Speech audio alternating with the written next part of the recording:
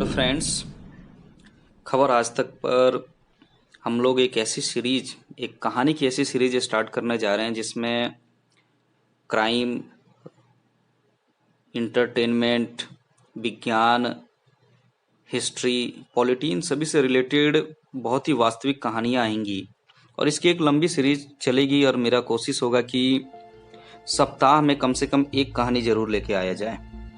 तो आज की जो पहली कहानी है वो कहानी है क्राइम से रिलेटेड। जी हाँ, क्राइम से रिलेटेड ये कहानी है और एक ऐसे गैंगस्टर की कहानी है जिसने उस समय के प्रदेश के मुख्यमंत्री की सुपारी ली। एक ऐसे गैंगस्टर की कहानी है जिसने सर्वप्रथम AK-47 का प्रयोग किया। एक ऐसे गैंगस्टर की कहानी है जिसने अपने 5 साल के क्रिमिनल रिकॉर्ड में 5 साल तक का उसका क्राइम का आपराधिक दौर रहा, उसमें ऐसा हड़कंप मचाया जिसकी वजह से उत्तर प्रदेश में स्पेशल टास्क फोर्स STF का गठन करना पड़ गया था। जी हाँ, मैं बात कर रहा हूँ श्री प्रकाश शुक्ला की। एक ऐसा नाम उस समय पे आया जिसकी वजह से पूरा हड़कंप मच गया, पूरा समीकरण ही वहाँ के बिगड़ गए। और इस श्री प्रकाश शुक्ला का संबंध गोरखपुर से है। गोरखपुर जिसका नामकरण गोरखनाथ पीठ के आधार पर हुआ, वहाँ पे बड़ी बड़ी हस्तियां भी हुई है, राम प्रसाद बिस्मिल जैसे। इसके अलावा आपराधिक दुनिया में भी पूर्वी उत्तर प्रदेश और बिहार का एक अलग ही स्थान है। वहाँ पे ऐसे बहुत सारे बाहुबली आए, बहुत सारे ऐसे आए जिनकी वजह से गोरखपुर को specially Chicago of the east और स्लाइस ऑफ सिसिली कहा जाने लगा।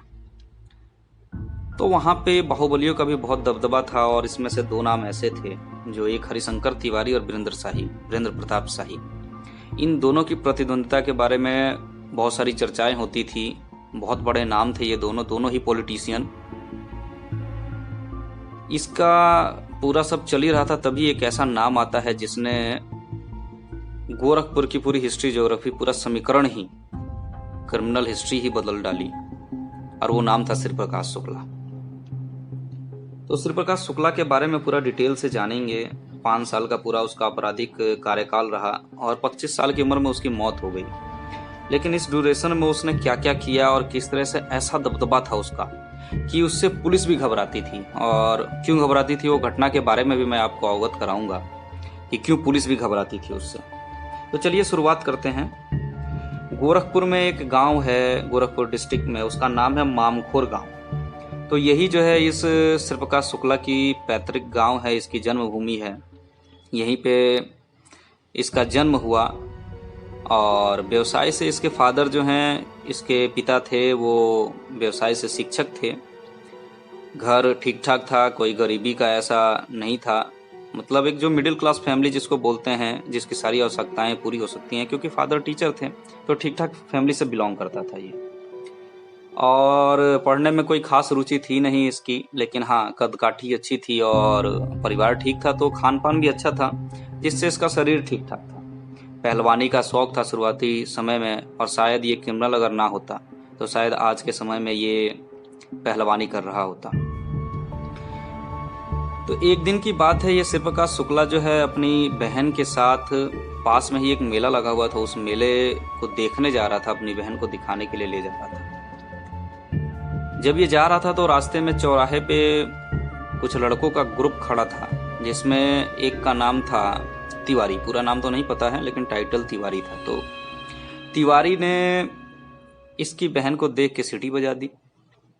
अब ये पीछे मुड़ा, इसने देखा और काफी क्रोधित भी हुआ। ये इसको गुस्सा आया कि इसकी बहन को देख के किसी ने सीटी बजाई, छेड़खानी की।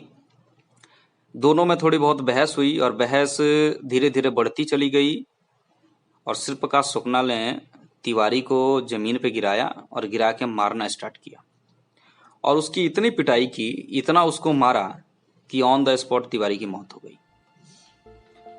अब सब घबरा गए, खुद श्री प्रकाश शुक्ला भी घबराया। उस समय ये नाबालिग था, बालिग भी नहीं था। शायद अगर उस समय ये सरेंडर कर देता या पुलिस की पकड़ में आ जाता तो बाल सुधार गृह में जाके और कुछ सालों की सजा काटने के बाद शायद ये दोबारा जब वापिस आता तो शायद एक अच्छी दुनिया की शुरुआत कर सकता था, अच्छी लाइफ की शुरुआत कर सकता था। लेकिन ये वहां से फरार हो गया। और ये समझिए कि फरार भी ऐसा हुआ कि ये सीधा बैंकॉक पहुंच गया। वहां से फरार हुआ गोरखपुर से और बैंकॉक पहुंच गया। बैंकॉक में जाने के बाद इधर पुलिस अपना काम कर रही थी, मर्डर में इसका सर्च ऑपरेशन चल रहा था, लेकिन ये था ही नहीं, बैंकॉक में था तो मिलता कहाँ से। धीरे धीरे मामला ठंडा हुआ, ये बैंकॉक में कुछ समय रुका, उसके बाद सब कुछ जब शांत हो गया तो ये वापस गोरखपुर आता है। और इस ड्यूरेशन में इसने एक मन बना लिया था कि इसको जो है अब क्राइम में ही अपना लाइफ बनाना है और इसको एक बहुत बड़ा बाहुबली बनना है। साथ में इसको चुनाव लड़ने का शौक, पॉलिटिशियन बनने का भी शौक था। और ये जानता था कि पॉलिटिशियन बनने के लिए सबसे अच्छा तरीका यही है कि अगर मैं बाहुबली बन जाता हूं और पैसे उसे आ जाते हैं मेरे पास, तो मेरे लिए पॉलिटिक्स का रास्ता खुल जाएगा। क्योंकि उस समय उत्तर प्रदेश, बिहार और अन्य राज्यों में आप देखेंगे तो एक लंबी फेहरिस्त थी जिसमें ऐसे बहुत सारे लोग थे जो जिनकी क्रिमिनल हिस्ट्री थी, ऐसे बहुत सारे बाहुबली थे जो या कि विधायक या फिर सांसद बन के बैठे हुए थे। तो इसके मन में भी वही था कि हाँ, अगर मेरा नाम हो जाता है क्राइम में, बाहुबली बन जाता हूँ, तो उसके बाद मैं भी पॉलिटिशियन बन जाऊंगा, विधानसभा और लोकसभा में भी जाने का मौका मिल सकता है। तो ये इसकी सोच थी। अब ये जब गोरखपुर वापस आता है तो सोच इसकी स्पष्ट थी कि इसको क्या करना है, विजन क्लियर था इसका कि क्या करना है इसको। लेकिन इसको एक गैंग की जरूरत थी, क्योंकि जो इसको हथियार वगैरह मुहैया कराए और शुरुआती का मार्गदर्शन इसका हो। तो उस समय वहां पे बहुत सारे ऐसे गैंग्स एक्टिव भी थे जो ऐसे लड़कों की तलाश करते थे, जो कि ऐसे लड़कों को देखते थे। तो उसी में से एक गैंग था, एक ऐसे शख्स बिहार के थे, बिहार के मोकामा जिले के, जिनका नाम था सूरज भान। तो ये सूरज भान के पास चला जाता है और वहां पे जाने के बाद ठीक ठाक था ही ये, और इसके बारे में उनको पता भी चला कि ये पहले ही एक हत्या कर चुका है तिवारी का। तो वहां पे जाता है और सुनने में ये भी आता है कि पहली बार जो है AK-47 ये उसको वहीं से मिली थी। इसकी पुष्टि नहीं है, लेकिन ऐसा सुनने में आता है कि वहीं से इसको AK-47 मिला।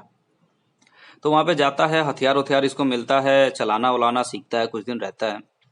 उसके बाद ये उनके गैंग के लिए काम करना स्टार्ट करता है। ये एक अलग टीम अपनी बनाता है और ये डिसाइड करता है कि ये ज्यादा बड़ी टीम लेके नहीं चलेगा, ये सिर्फ 4 लोगों की टीम बनाएगा, जिसमें एक ये खुद और 3 इसके साथी, एक त्रिपाठी, एक सिंह और एक और थे, सबका सिर्फ टाइटल पता है। तो ये 4 लोग होते हैं, एक खुद श्री प्रकाश शुक्ला। तो ये 4 लोगों की टीम बनती है और ये अब गुनाह की दुनिया में, मतलब क्रिमिनल बनने के बाद ये इस दुनिया में उतर जाता है। और जो इसके सबसे पहले शिकार होते हैं वो उत्तर प्रदेश के एक लॉटरी व्यापारी, लॉटरी का व्यवसाय करते हैं, उनका नाम है विवेक श्रीवास्तव। तो जनवरी 1997 में विवेक श्रीवास्तव से रैंसम मांगा जाता है, फिरौती मांगी जाती है और ना देने पर उनकी हत्या कर दी जाती है। तो श्री प्रकाश शुक्ला का नाम आता है इसमें, न्यूज़पेपर में आर्टिकल छपता है, श्री प्रकाश शुक्ला ने लॉटरी व्यवसायी विवेक श्रीवास्तव का मर्डर किया। तो ये इसका आपराधिक गतिविधियों का पहला मतलब अंजाम दिया इसने अपनी। वो तो तिवारी की जो मौत हुई वो तो इंसिडेंट था, एक वो घटना थी, लेकिन ये पहला मर्डर करता है ये। उसके बाद कुछ ही समय बाद शाम के समय में एक चौराहे पे आलमबाग में 3 ट्रिपल मर्डर को अंजाम देता है ये। ट्रिपल मर्डर वहां पे होता है और पूरा जगह हड़कंप मच जाता है और फिर नाम आता है श्री प्रकाश शुक्ला। तो ये सारी चीजें, घटनाएं चल रही होती हैं और अभी तक ये 4 मर्डर कर चुका होता है, 3 ये और एक विवेक श्रीवास्तव का, तो 4 मर्डर हो गया होता है। ये धीरे धीरे हाईलाइट होता जाता है और इसके नाम का मतलब ये हो जाता है कि लोग वहां पे समझ जाते हैं ये कि कोई श्री प्रकाश शुक्ला नाम का ऐसा नया आ गया है गैंगस्टर, और लोगों को इसके बारे में धीरे धीरे पता चल जाता है। तो जैसा कि मैंने बताया कि इसका इंटरेस्ट जो था वो पॉलिटिक्स में भी था और इसको नेता भी बनना था, तो इसको अपनी पॉलिटिक्स के बारे में भी देखना होता है। और जैसे इसका इंटरेस्ट होता है तो ये सोचता है कि मेरे लिए कौन सी कंस्टिट्यूंसी सबसे अच्छी रहेगी। तो इसकी नज़र जो जाके गड़ती है वो गड़ती है वीरेंद्र प्रताप शाही। वो भी बहुत बड़े बाहुबली थे, जैसा कि मैंने बताया कि हरिशंकर तिवारी और वीरेंद्र प्रताप शाही, इन दोनों लोगों की बहुत ही जबरदस्त प्रतिद्वंदिता चलती थी और दोनों पॉलिटिशियन थे और दोनों बाहुबली थे। तो वीरेंद्र प्रताप शाही इतनी आसानी से तो सीट खाली करने वाले नहीं थे, और इसको उन्हीं के एरिया से इलेक्शन लड़ना था, और ये अगर ऐसे सिंपली लड़ता तो शायद ये जीतता भी नहीं। तो इसने ये डिसाइड किया कि क्यों ना इनको रास्ते से ही हटा दिया जाए, इनकी कहानी ख़त्म कर दी जाए। इसके लिए इसने प्लानिंग की और उसको इम्प्लीमेंट भी किया। वीरेंद्र प्रताप शाही एक स्कूल के फंक्शन में गए हुए थे। वहाँ पे लगभग 300-400 लड़के थे, लड़के लड़कियाँ, साथ में उनके पेरेंट्स। फंक्शन चल रहा था, दिन के लगभग 10:30 बजे सुबह का समय था, और शिव प्रकाश शुक्ला AK-47 के साथ और अपने साथियों के साथ वहाँ पहुँचता है। पहुँचने के बाद फायरिंग स्टार्ट होती है और लगातार धड़ाधड़ गोलियां चलाई जाती हैं, और Virendra Pratap Shahi on the spot उनकी मौत हो जाती है।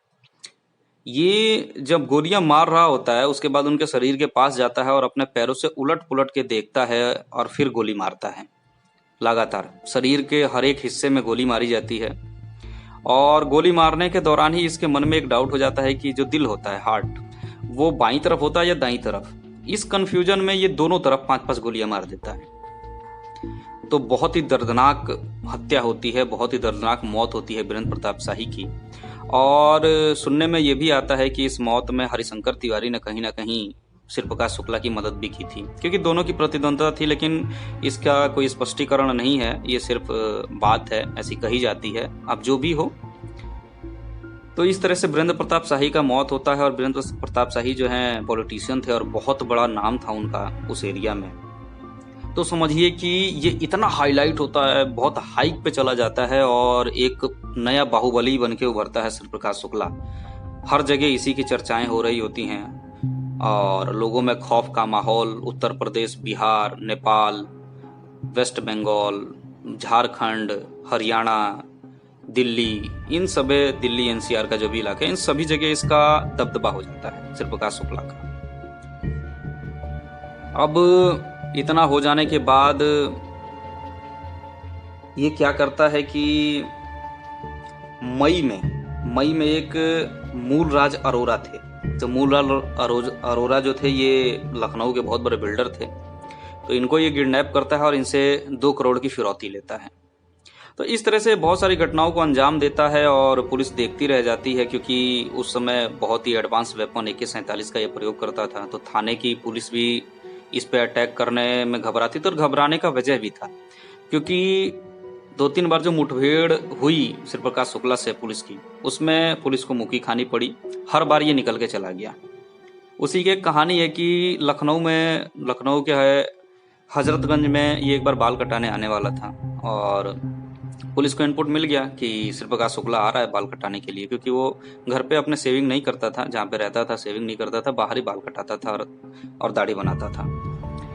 तो ये कहे अनुसार जो इनपुट मिला था, पुलिस को आता भी है, इसके साथी भी आते हैं वहाँ पे, अंदर जाके सैलून में बाल कटवाता है ये, और पुलिस की टीम बाहर इंतजार कर रही होती है। और जैसे बाहर निकलती है, फायरिंग स्टार्ट होती है, और ये AK-47 की मदद से फायरिंग करता हुआ वहाँ से निकल जाता है, ये और इसके साथी। और इस पूरे मुठभेड़ में एक सब इंस्पेक्टर की मौत हो जाती है उत्तर प्रदेश पुलिस की। तो इसका खौफ इतना होता है कि अब थाने की पुलिस और बाकी सब लोग तो सरेंडर कर देते हैं कि हाँ, हम ऑटोमेटिक वेपन और बाकी सारे जो एडवांस सर्विलांस सिस्टम, बाकी सब चीज़ों के बिना शिव प्रकाश शुक्ला का सामना नहीं कर सकते हैं। मतलब एक थाने की पुलिस शिव प्रकाश शुक्ला की बात सामना नहीं कर सकती है। एक और इंसिडेंट ऐसा आता है, जैसा कि मैंने बोला कि पुलिस भी खौफ खाती थी। और तो क्यों खाती थी, वो इंसिडेंट ये था कि एक बार ये उत्तर प्रदेश के ही एक शहर से दूसरे शहर में ट्रेवल कर रहा था। ये और इसके साथी कार में बैठे हुए थे, आगे नाकाबंदी थी। एक कांस्टेबल आता है, इसकी गाड़ी नाकाबंदी पे रुकती है। कांस्टेबल आता है, खिड़की को नॉक करता है कार के, खिड़की नीचे होती है। कांस्टेबल पूछता है कि नाम क्या है।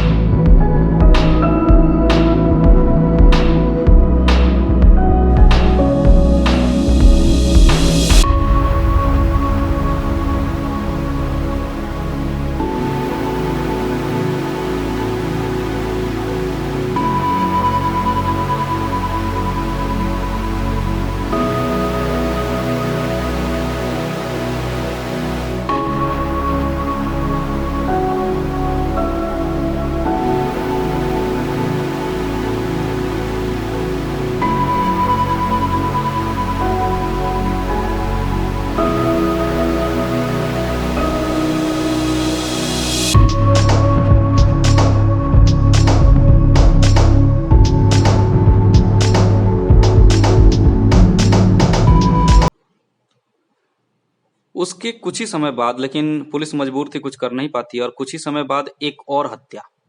अब की बार एक एमएलए का नंबर होता है, और ये एमएलए होते हैं अजीत सरकार। इनके साथ भी रेलवे के टेंडर को लेके कुछ अनबन इसकी चल रही होती है, और ये इनका भी मर्डर कर देता है। तो ये समझिए कि लगातार ये हत्याएं करता जा रहा है, और शासन प्रशासन हाथ पे हाथ धरे बैठा है, क्योंकि उनके पास इसका कोई सॉल्यूशन ही नहीं था। कोशिश करते थे, और हर बार मुठभेड़ में ये आगे निकल जाता, ये पुलिस वालों को ही हड़का के आगे चला जाता। पुलिस डरती भी थी उस समय, और डरना वाजिब भी था, क्योंकि AK-47 और इनके पास नॉर्मल जो है वेपन्स थे, आधुनिक वेपन थे नहीं, तो डरना वास्तविक भी था। तो इतना जब हो जाता है, उसके बाद हालांकि टेंडर जब निकलता है, इसका नाम नहीं आता है, तो ये इसको और गुस्सा आता है कि रेलवे के टेंडर के लिए मैंने इतना कुछ किया और टेंडर मेरे को नहीं अलॉट हुआ, क्योंकि प्रेशर होता है। तो इस खुंदस में इसको ये पता चलता है कि इन 4 जनों को टेंडर मिला है, और वो चारों जने जो हैं विधानसभा, उत्तर प्रदेश की जो विधानसभा है, उस विधानसभा से सिर्फ 200 मीटर की दूरी पे एक दिलीप होटल है। उस दिलीप होटल में ये लोग चारों इकट्ठे हो रहे हैं और इसका जश्न मना रहे हैं टेंडर मिलने की खुशी में। तो ये अपने साथियों के साथ सुबह दिन में ही वहां पे पहुंच जाता है, और पार्टी चल रही होती है, और जाते ही लगभग 100 राउंड फायरिंग होती है। उस फायरिंग में 100 राउंड की जो फायरिंग होती है, उसकी आवाज, तड़तड़ाहट की आवाज जो है, जो पास में ही 200 मीटर के डिस्टेंस पे उत्तर प्रदेश की विधानसभा चल रही होती है, असेंबली चल रही होती है, उसमें बैठे विधायक, मंत्री, मुख्यमंत्री सब सुनते हैं। पूरा हड़कंप मच जाता है। अब सब लोग परेशान कि मतलब ये हो क्या रहा है, और अफड़ा तफड़ी का माहौल होता है। उसमें एक जो ठेकेदार था उसका मौत हो जाता है, 3 बहुत बुरी तरह घायल हो जाते हैं। और ये अंजाम जब देता है तो पूरा मतलब समझिए कि वहाँ का महकमा सब जानता है, पूरा हड़कंप, दिन दहाड़े हत्याएं। उसके बाद इसका खौफ मतलब इतना बढ़ जाता है कि आप समझ सकते हैं कि अब सोचिए, दिन दहाड़े हत्याएं करता है, विधानसभा के पास हत्याएं करता है, इतने बड़े बड़े बिजनेसमैन सभी लोगों से फिरौती वसूल कर रहा है, मंत्रियों की हत्याएं कर रहा है, बाहुबली थे उनकी हत्या करी। तो इसका नाम इतना ऊपर बढ़ जाता है कि आप उम्मीद नहीं कर सकते हैं। और पूरा खौफ उस समय स्पेशली जो ईस्ट उत्तर प्रदेश है वहाँ पे, और बिहार का जो एरिया है वहाँ पे बहुत मतलब ज़्यादा दबदबा हो जाता है इसका। उसके बाद ये एक और बड़ी घटना को अंजाम देता है, और अब की बार एक कुणाल रस्तोगी होते हैं, वो बहुत बड़े बिजनेसमैन होते हैं उत्तर प्रदेश के। तो कुणाल रस्तोगी को उनके बेटे के साथ ही ये किडनैप कर लेता है। ये और इसके साथी किडनैप करते हैं, और रास्ते में थोड़ा सा विरोध करते हैं कुणाल रस्तोगी, तो ये उनकी हत्या कर देता है, वहीं पर उनको गोली मार देता है, ऑन द स्पॉट उनकी मौत। और बेटे को लेके ये चला जाता है। उसके बाद लास्ट में सारा महकमा तो कुछ कर नहीं पा रहा था, और फाइनली जो है ये रिहाई करता है उनके बेटे की, और उसके एवज में जो ये 1 करोड़ रुपए लेता है, 1 करोड़ की फिरौती लेके छोड़ देता है कुणाल रस्तोगी के बेटे को। और ये जो कुणाल रस्तोगी हैं, इनका जो है मतलब एक अच्छी मित्रता होती है। जो उस समय के मुख्यमंत्री थे बीजेपी के कल्याण सिंह जी के जो PS थे, पर्सनल सेक्रेटरी, वो कोई शाह करके थे, शाह। तो उनके साथ इनका रिश्ता होता है। तो शाह जी को बहुत बुरा लगता है कि कुणाल रस्तोगी की हत्या हो गई, और ये भी इसमें भी नाम श्री प्रकाश शुक्ला का आया। तो उसी समय कल्याण सिंह जी को कहते हैं कि एक स्पेशल टास्क फोर्स का गठन होना चाहिए, और ऐसे अपराधियों को छोड़ा नहीं जाना चाहिए, बख्शा नहीं जाना चाहिए, और इनको उचित सजा मिलनी चाहिए।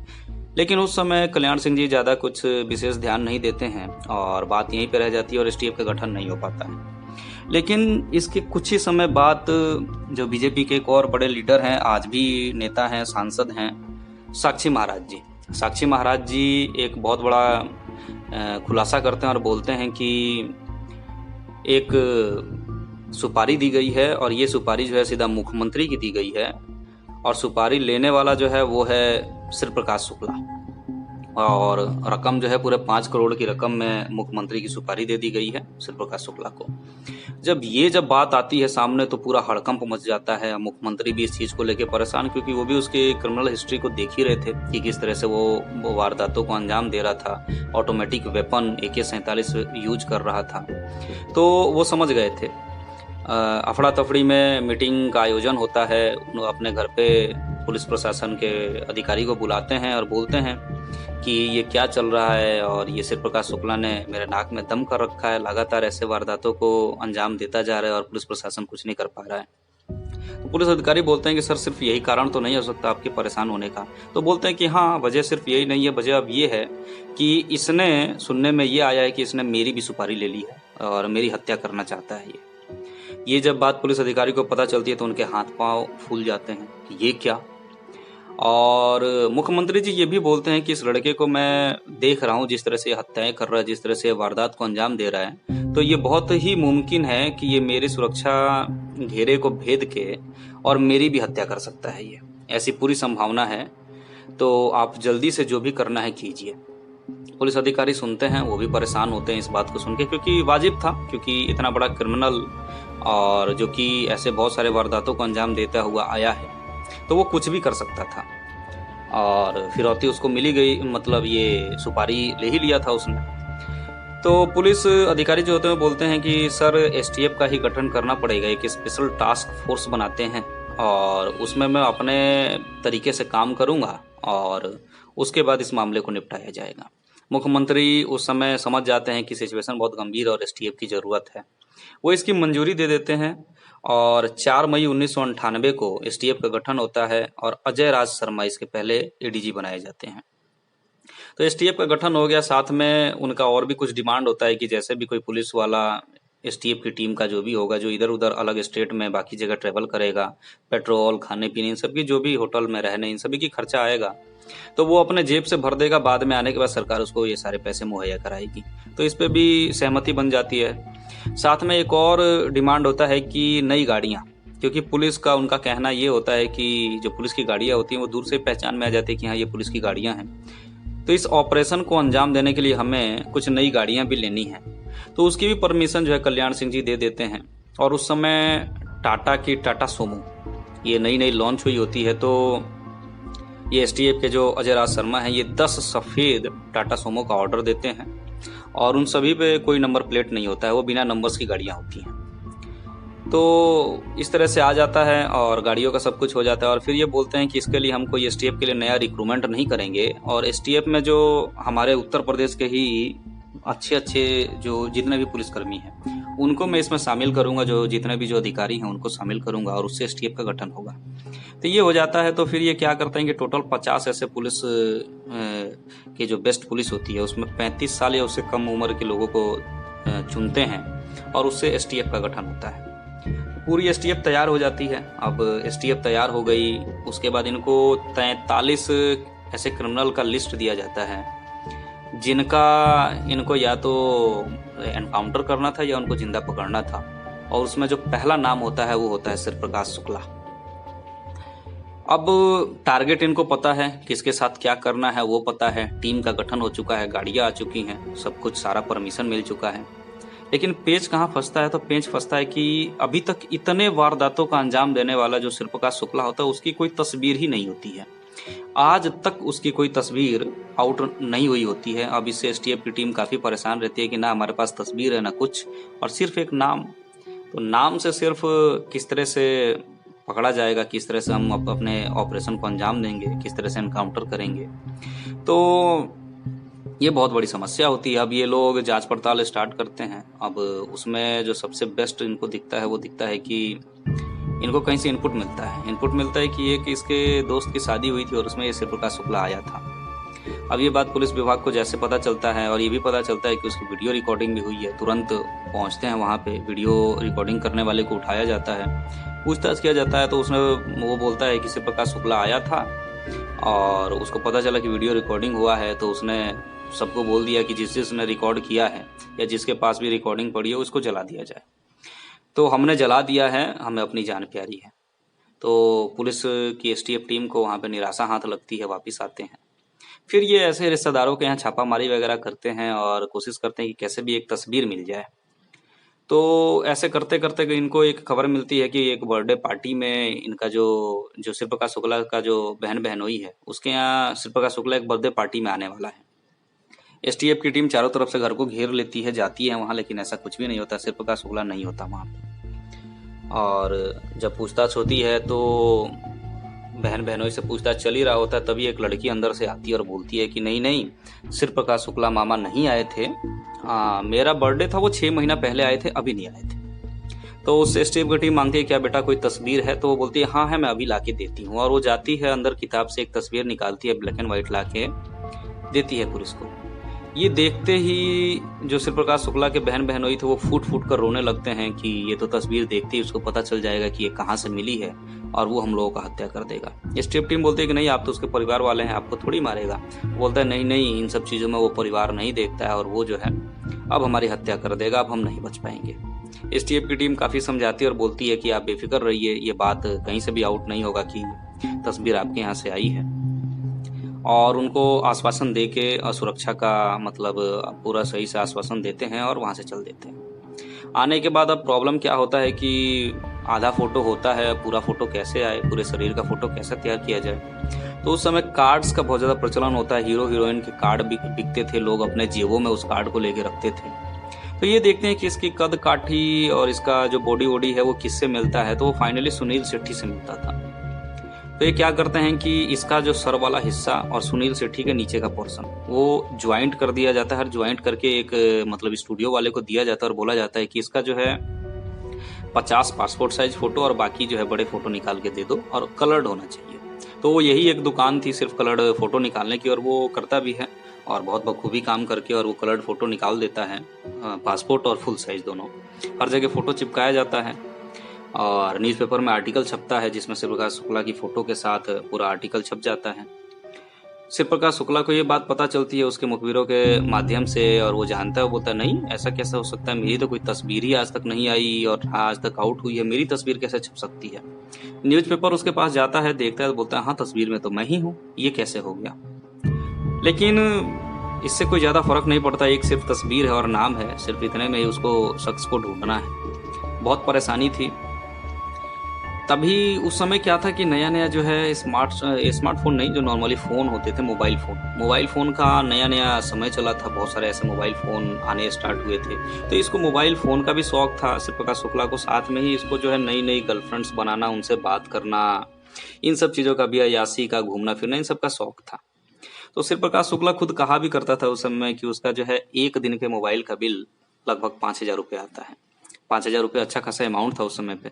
तो इस तरह से वो बोलता था और इनको पता चला। अब इनको ये है कि फ़ोन टेप करने के बारे में सोच रहे थे स्टीव की टीम, उसके लिए ऑपरेटर्स चाहिए था।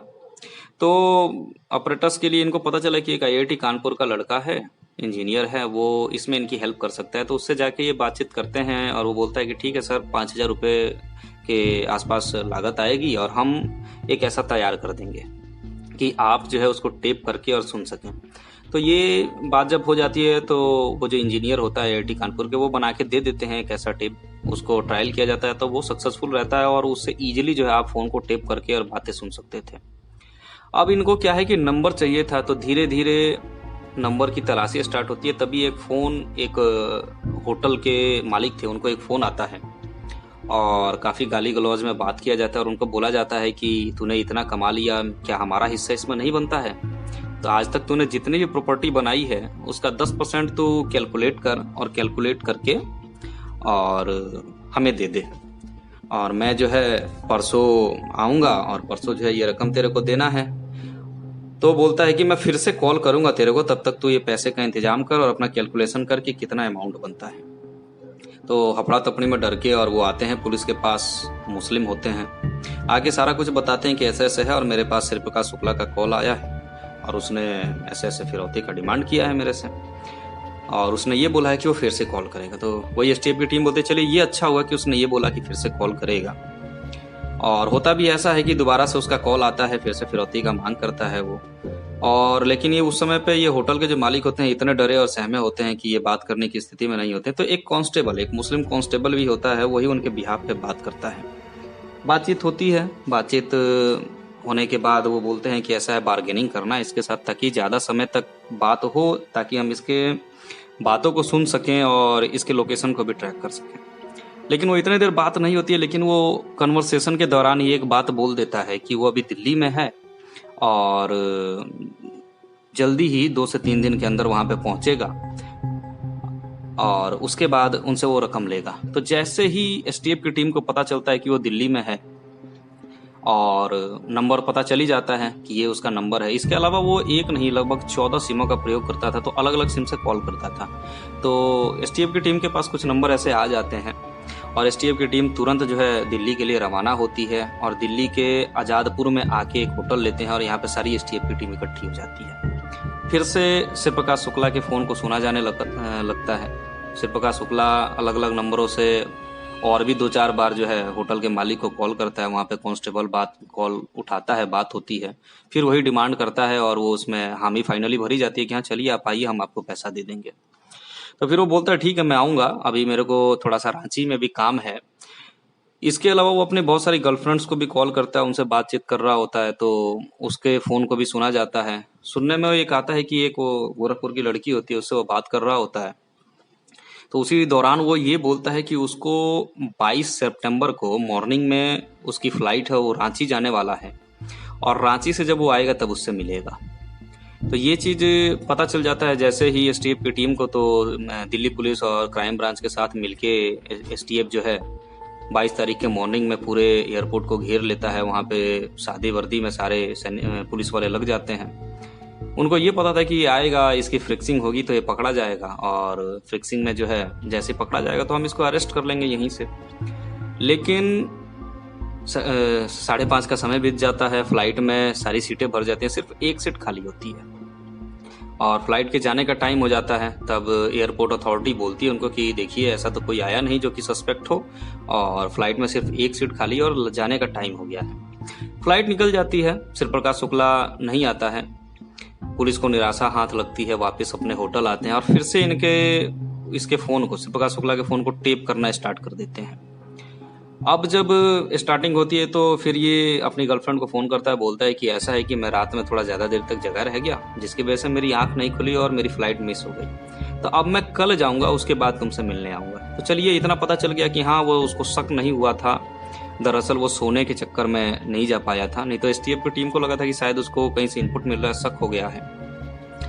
तो इतना हो गया था। उसके बाद अब एसटीएफ की टीम परेशान, वो थोड़ा बहुत अलग अलग नंबर से जब कॉल्स करता था तो ये परेशान थे। फिर ये भी है कि उसको भी ये भनक मिल गया कि उसके फ़ोन को टैप किया जा रहा है, तो उसने फ़ोन से बात करना बंद करके पीसीओ से बात करना स्टार्ट कर दिया। अब आगे के जो भी वो कन्वर्सेशन करता, लेकिन उसकी एक गर्लफ्रेंड थी जिसका मैक्सिमम टाइम जो लोकेशन है या तो गाजियाबाद होता था या फिर बसंत विहार होता था। तो वो लोकेशन था उसका हमेशा यही गाजियाबाद का जो इंदिरापुरम है वहाँ पे, और यही तो उसके फ़ोन को जब टेप किया जाने लगा तो पता चला कि वो फ़ोन से बात कर रही है और ये पीसीओ से बात कर रहा है। ये बात जब इनको जैसे ही पता चली, जैसे ही लोकेशन को ट्रेस किया गया तो आया पॉस इलाका बसंत विहार का वो। तो पुलिस की टीम ने तुरंत ही क्राइम ब्रांच को इन्फॉर्म किया, दिल्ली पुलिस को इन्फॉर्म किया और बोला कि हम इसका पीछा करेंगे और चलिए पकड़ते हैं इसको। तो जैसे ही टीम निकलती है, एसटीएफ की टीम और दिल्ली पुलिस क्राइम ब्रांच सबकी टीम निकलती है इसको पकड़ने के लिए। जब जैसे ये लोग आगे बढ़ते हैं, वहाँ पे जैसे पहुँचते हैं लोकेशन पे पीसीओ दिखता है इन्हें। पीसीओ पे जाके जब पूछताछ होती है तो वो बताते हैं कि एक ब्लू कलर की कार में जस्ट अभी ये अपने 2 साथियों के साथ यहाँ से निकला है। एसटीएफ की टीम पीछे लग जाती है। जैसे जैसे आगे बढ़ते हैं, कुछ दूर जाने के बाद वो ब्लू कलर की गाड़ी दिख जाती है, पीछा करना स्टार्ट कर देते हैं।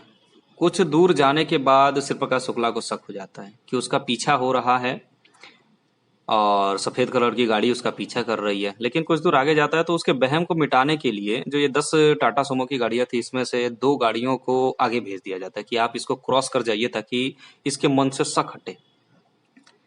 तो ऐसा ही किया जाता है, 2 गाड़ियां आगे जाती हैं।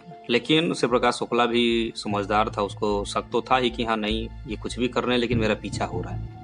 तो NH-24 में कुछ दूर आगे बढ़ने के बाद वो क्या करता है कि अब अपना लोकेशन जो है कौशाम्बी की तरफ मोड़ देता है, कौशाम्बी के रास्ते पे उतर जाता है। कुछ दूर आगे जाता है, पीछे से एसटीएफ की team, crime branch, Delhi police सब जा रहे हैं। कुछ दूर आगे जाने के बाद वो क्या करता है कि कच्चे सड़क पे, वही गाजियाबाद के आसपास में जो है कच्चे सड़क पे अपनी गाड़ी उतार देता है। गाड़ी उधर से वो चाहता है कि शॉर्टकट कोई तरीका लेके और इन लोगों से पीछा छुड़ा लिया जाए। तो जैसे ही कच्चे रास्ते पे जाता है, आगे रास्ता ब्लॉक, आगे जंगल होता है, पूरी तरह से फंस जाता है। पीछे लाने की कोशिश करता है, पीछे एसटीएफ की टीम निकल के खड़ी रहती है। तो ये समझ जाता है कि बस अब ये फंस चुका है। और सबसे बड़ी बात क्या थी कि उसको दिल्ली से रांची कुछ डील करने के लिए सूरज भान के लिए कुछ डीलिंग के लिए उसको दिल्ली से रांची जो है फ्लाइट से जाना था, और उसको पता था कि अगर वो AK-47 या उसके साथी AK-47 लेके आते हैं तो वो फिक्सिंग में पकड़े जाएंगे। तो इसलिए उसके पास नॉर्मली जो कट्टे होते हैं वही था, उसके पास AK-47 उस दिन नहीं था, ना ही उसके साथियों के पास था। तो ये बात होती है, और जैसे वो कच्चे रास्ते में जाता है, निकलता है, और वो बोलता था कि जो पहला हथियार चला देगा वही विजेता है। तो वो तुरंत वो समझ आता है कि अब हम फंस गए, फायरिंग करना स्टार्ट करना पड़ेगा, और वो और उसके साथी फायरिंग करना स्टार्ट करते हैं। लगभग 14-15 राउंड फायरिंग होती है, और इधर से जवाबी कार्रवाई होती है। पुलिस को भी थोड़ा डर होता है कि कहीं AK-47 इसके पास ना हो, क्योंकि अभी तक उसने यूज नहीं किया था, तो इनको भी भनक मिल जाता है कि शायद नहीं है, और शायद इसको प्लेन से जाना था, इसलिए AK-47 लेके नहीं आया है। तो इधर से 40-45 राउंड फायरिंग की जाती है, और वहीं पे ये और इसके तीनों साथी ढेर हो जाते हैं, और एनकाउंटर होता है इसका। पास में जाके देखा जाता है तो लंबा चौड़ा शरीर, अच्छा T shirt, pant, sports shoes उस टाइम पे बहुत ही महंगे वाले, घड़ी, ये सब चीज़ें वो पहना होता है, और बड़ा ही मतलब ज़बरदस्त शरीर होता है उसका। देखते हैं पुलिस वाले, STF की टीम, फिर उसके बाद सबको इन्फॉर्मेशन दी जाती है। तो जो शाह जी होते हैं, जो उस समय पर्सनल सेक्रेटरी थे, बाद में उनको प्रसार भारती का डायरेक्टर भी बनाया गया था, तो वो इसकी बॉडी को देखने की इच्छा जाहिर करते हैं। उनको लास्ट में बॉडी भी दिखाई जाती है, साथ में जो मुख्यमंत्री कल्याण सिंह जी थे उनको इन्फॉर्मेशन दी जाती है कि शिव प्रकाश शुक्ला को मार दिया गया है, और उसकी बॉडी जो है हमारे सामने पड़ी हुई है। और उस समय असेंबली चल रही होती है, और कल्याण सिंह जी बार बार पूछते हैं कि क्या ये कंफर्म न्यूज़ है, सोच लीजिए आप, कहीं ऐसा ना हो कि मैं अनाउंस कर दूं और फिर बाद में बेइज्जती हो। तो बोलते नहीं नहीं सर, हमारे सामने बॉडी पड़ी हुई है और ऐसा कोई बात नहीं है, आप अनाउंसमेंट कर दीजिए। तो फिर फाइनली अनाउंसमेंट किया जाता है, और बहुत सारी तालियों की गड़गड़ाहट से इस चीज़ का स्वागत होता है कि शिव प्रकाश शुक्ला मारा गया। तो ये पूरी कहानी थी शिव प्रकाश शुक्ला की, और ऐसे ही कहानियां मैं लेके आता रहूँगा, और वो हर फील्ड से रिलेटेड होगी, ऐसा नहीं है कि सिर्फ क्राइम की ये स्टोरी आएगी। आप सभी का बहुत बहुत धन्यवाद। खबर आज तक के साथ बने रहें।